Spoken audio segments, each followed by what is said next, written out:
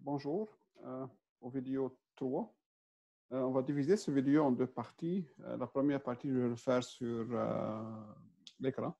Puis une autre partie, je fais au tableau, c'est possible. Alors, dans ce cours, dans la lecture 3 de la logique propositionnelle, on fait la traduction du français en logique, comment prendre un texte en français, le traduire en logique, et vice-versa. Puis, on va faire aussi la méthode de l'arbre de vérité plus tard. Et c'est une méthode assez importante que vous allez voir souvent dans ce cours. Alors, la première chose, c'est la notion de contraposé et réciproque d'une implication. Alors, étant donné une implication X implique Y comme ça, il y a deux choses qu'on peut faire avec cette implication. Alors, soit qu'on parle de la contraposée ou de la réciproque. Les deux sont des implications. Donc, étant donné X implique Y, non X implique non Y s'appelle la contraposée de l'implication.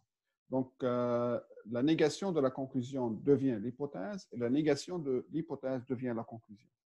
Donc, la contraposée de X implique Y, c'est l'implication non Y implique non X.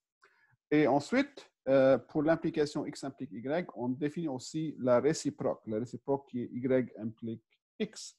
Donc, pour la réciproque, la conclusion devient l'hypothèse et l'hypothèse devient la conclusion. Ce sont deux choses complètement différentes. Alors, l'important ici, c'est que ce petit théorème qui dit que une implication est équivalente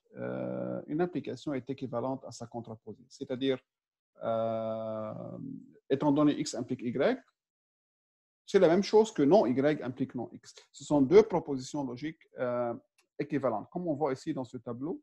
Donc, ça, c'est le tableau de la contraposée ici. Non Y implique non X. Et vous voyez que c'est le même tableau que l'implication originale. Donc, ces deux formules sont équivalentes. X implique Y, c'est la même chose que non Y implique non X. C'est pourquoi plus tard qu'on va voir que lorsqu'on montre une implication, X implique Y, il suffit de montrer sa contraposée, parce que ce sont les mêmes choses, les mêmes formules.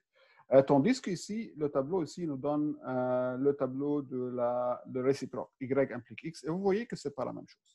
Donc, la contraposée et la réciproque, ce sont deux choses différentes. Donc, je résume, étant donné une implication X implique Y, on peut faire deux choses. On peut créer la contraposée, qui est non Y implique non X, puis on peut faire la réciproque, qui est Y implique X. L'important ici, c'est que la contraposée d'une implication est équivalente à l'implication originale. C'est la même chose. Comme ici, vous voyez les deux phrases dans cet exemple. Si une matrice est inversible, alors elle n'a aucune ligne nulle. Alors, ça, c'est l'implication originale. Donc, ça, c'est la forme X implique Y. X ici étant une matrice est inversible. Ça, c'est l'hypothèse. Et Y, c'est la matrice n'a aucune ligne nulle. Alors, c'est quoi la contraposée? La contraposée, c'est la négation de Y implique la négation de X. La négation de Y, c'est cette partie. La négation de Y, la matrice n'a aucune ligne nulle. La contraposée, c'est la matrice a une ligne nulle. Ça, c'est la négation, n'est-ce pas? Implique, donc ça, c'est le nom Y, implique le nom X, la négation de la phrase si une matrice est inversible, alors la négation de ça, la matrice n'est pas inversible. Comme vous voyez ici. Donc, ça, c'est la contraposée de l'implication. Ici, il y a un exemple où je donne la réciproque. Et ici, il y a une liste d'exercices. Vous allez voir dans Brightspace. L'important ici, c'est savoir comment traduire. Donc, on passe à la section où on traduit. Alors, dans cette traduction, il n'y a pas vraiment grand-chose. Dans cette traduction, c'est juste les règles. Je ne peux pas vraiment vous expliquer plus que ça. Ce sont des règles grammaticales. Alors, il faut les retenir, il faut les savoir. C'est-à-dire, il n'y a pas une seule façon de dire P et Q. Par exemple, ici, le connectif de conjonction qu'on a vu, le « et », il y a plusieurs façons de le dire. Alors, P et Q, je peux le dire P, mais Q, P bien que Q, P pourtant que Q, P même si Q. Alors, toutes ces choses, ça veut dire P et Q. Il y a plusieurs façons de dire P et Q en français. Même chose pour le OU. Alors, même chose pour le OU. Toutes ces façons sont les façons de dire le OU. Alors là, P ou Q, P ou encore Q. Et ça, c'est très important. P à moins que Q. Donc, le mot à moins que veut dire pour nous le OU, le connectif de disjonction. Donc, il faut savoir ces choses. Il n'y a pas vraiment grand-chose que je peux faire pour vous. Il faut les retenir, il faut les savoir. Ce sont les règles de traduction du français en logique et vice-versa. Donc, comment passer d'un texte en français à un texte en logique. Ici, on parle un peu de connectif exclusif, le U exclusif. On ne va pas passer trop de temps là-dessus. Donc là, je vous laisse le soin de lire ça un peu. Pour nous, le U, c'est le U normal, ce n'est pas le U exclusif. Mais il y a un connectif pour le U exclusif, c'est-à-dire un ou l'autre, mais pas les deux. Donc, on ne va pas trop parler de cette partie. C'est juste une petite définition ici. Pour nous, le U, c'est le U habituel qu'on utilise en français. Alors, maintenant, peut-être le connectif, comme je dis toujours, le connectif le plus important ici, c'est l'implication. Comment dire P implique Q? Regardez, il y a 10 façons de le dire. Il y a peut-être plus que ça, mais pour nous, dans ce cours, on va se satisfaire de ces 10 façons. Il faut les savoir, on n'a pas le choix. Donc, voici toutes les façons de dire A implique B, bien P implique Q. Une façon, peut-être, c'est A implique B. Une autre, c'est si A, alors B, comme on a vu dans l'exemple de tantôt. Alors, A, c'est l'hypothèse, B, c'est la conclusion. Si A, virgule B, veut dire aussi l'implication A implique B. Toutes ces choses, par exemple, A seulement si B, ça veut dire A implique B. Ici, c'est les conditions nécessaires et suffisantes. Dire que B, dans la règle 6 et 7, 8 et 9, que veut dire pour B, il est suffisant que Q, pour B, il est nécessaire que Q. Là, trop souvent, on teste les étudiants pour savoir s'ils savent comment traduire. Alors ça, il faut retenir ces règles. Dire que B est une condition nécessaire pour A, ça veut dire que A implique B. Dire que A est une condition suffisante pour B, ici par exemple, A est une condition suffisante pour B, ça c'est la même chose de dire que A implique B, ainsi de suite. Donc, je ne peux pas vraiment stresser sur l'importance de ça. Ça, c'est très important. Et ce sont des règles à retenir, pas plus que ça. Voici les règles, il faut les retenir. Et si vous voyez une phrase en français qui utilise une de ces choses, il faut savoir la traduire en formule logique. Alors,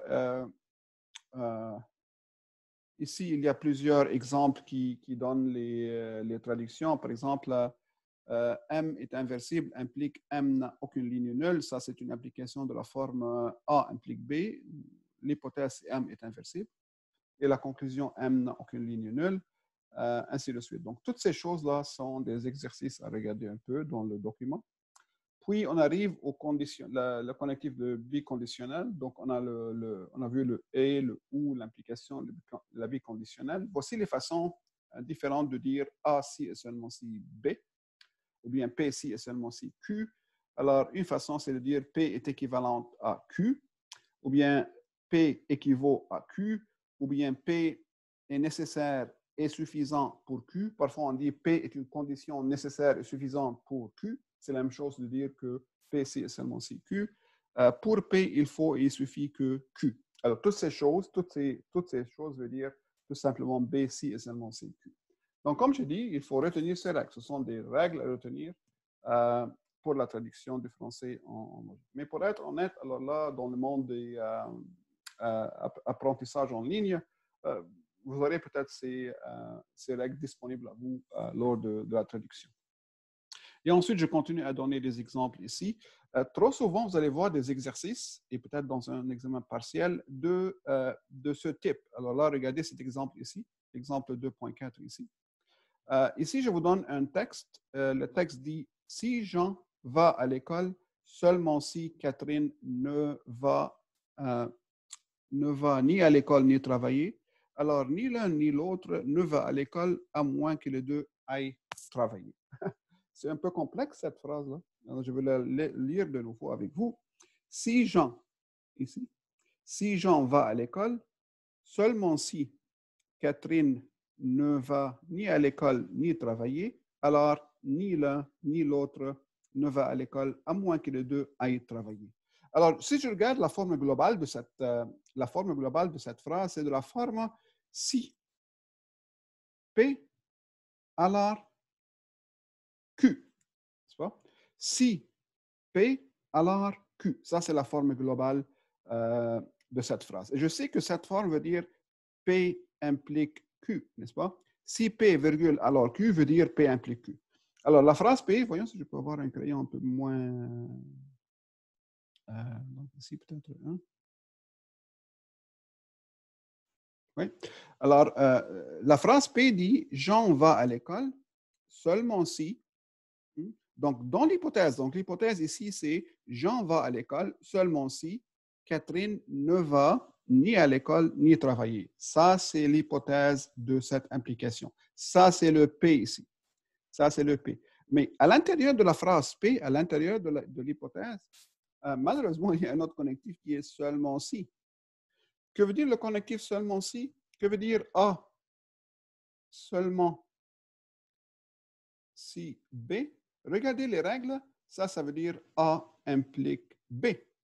Donc, l'hypothèse s'écrit comme Jean va à l'école implique Catherine ne va ni à l'école ni travailler. Regardez ça. Que veut dire Catherine ne va ni à l'école ni travailler? Ça veut dire Catherine ne va pas à l'école et Catherine ne va pas travailler. Donc, comment je peux écrire l'hypothèse ici, P? Alors, P s'écrit sous cette forme. Jean va à l'école. Jean va à l'école, c'est l'atome J. C'est l'atome J. Alors, seulement si veut dire implique. Catherine ne va ni à l'école ni travailler. Comme je dis, Catherine ne va pas à l'école et Catherine ne va pas travailler. Catherine va à l'école, c'est l'atome C. Donc, Catherine ne va pas à l'école, c'est l'atome non C. Et Catherine ne va pas travailler. Regardez, Catherine va travailler, c'est l'atome C1. Donc, Catherine ne va pas travailler, c'est l'atome non C1. Faites les parenthèses parce que c'est une formule logique formelle. Donc, là, fermez les parenthèses ici, n'est-ce pas? On a besoin des parenthèses extérieures. Donc, toute cette expression veut dire, toute cette expression, c'est le P. C'est l'hypothèse de cette grande conclusion, de cette grande implication. Maintenant, la conclusion de cette grande implication, ça commence ici. Ni l'un ni l'autre ne va à l'école, à moins que les deux aillent travailler. Donc, ici, dans la formule Q, donc dans la formule Q qui est la conclusion, je vais l'écrire ici en bas. Dans la formule Q, qu'est-ce qu'on a? Alors, on a que Catherine ne va à l'école. Alors, ni l'un ni l'autre, c'est-à-dire Jean ne va à l'école et Catherine ne va à l'école, à moins que, le mot à moins que, comme on vient de dire, pour nous, dans ce cours, le mot à moins que veut dire le ou. Right? Donc, ici, je vais écrire le Q. Le Q, c'est ni l'un ni l'autre ne va à l'école. C'est-à-dire, Jean ne va pas à l'école et Catherine ne va pas à l'école. Jean va à l'école, c'est le J. Donc, Jean ne va pas à l'école, c'est le nom J. Et Catherine ne va à l'école, c'est le nom C. Ça, c'est ni l'un ni l'autre va à l'école. Fermez les parenthèses, on a besoin de ça. À moins que